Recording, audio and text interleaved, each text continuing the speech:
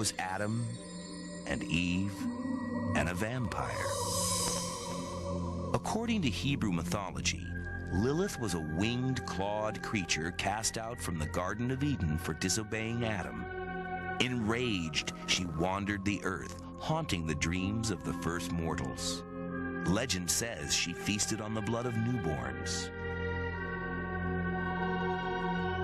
Lilith is the first vampire in history, but not the last. The Egyptians believed in a ghost-like vampire who also sucked the blood of children.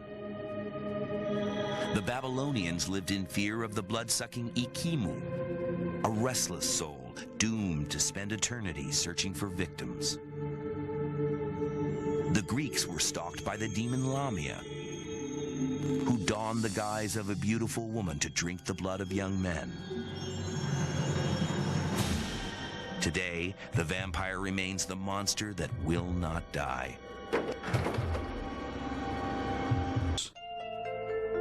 The word vampire comes from the Hungarian word vampir, which in turn is rooted in a mythical figure from Slavic folklore called Upir, a spirit who nourished himself by feasting on the living.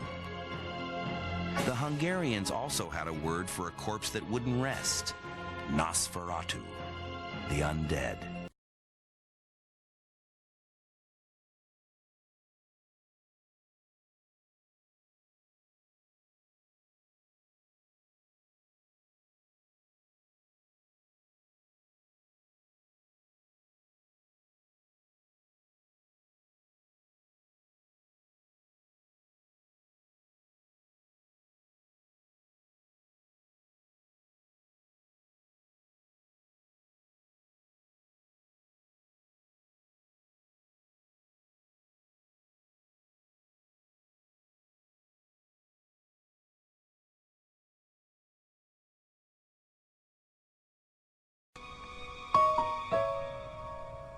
This abuse of her Slovak peasants would become markedly more extreme. The catalyst for this was the death of her husband in 1604. As soon as a woman was widowed, all her family and all her neighbours and all the other competing families would be after her to strip her of that wealth by legal means or by simply occupying her lands, defrauding her, accusing her perhaps of false crimes in order to take away her property.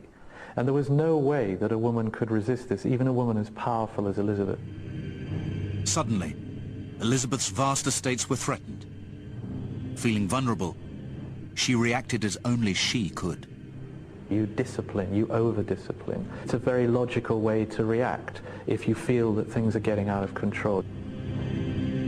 The disciplining becomes cruelty, becomes abuse.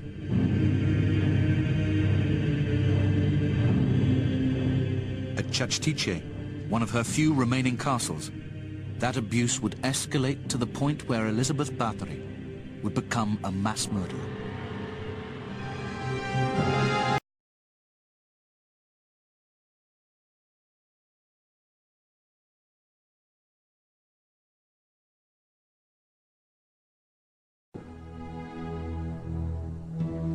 At the tower, the girls were undressed and showered down, and then she would look at them and she'd pick out the ones that she wanted to torture. If somebody was too skinny and too pale, she didn't like them at all because they didn't last very long under the torture. She liked the buxom ones, the big ones, because they lasted longer.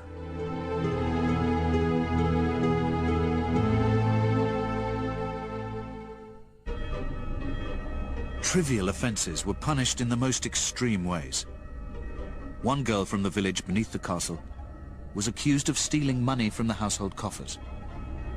It was claimed at her trial that Elizabeth heated a coin over a candle until it was white hot, then pressed it into the girl's hand.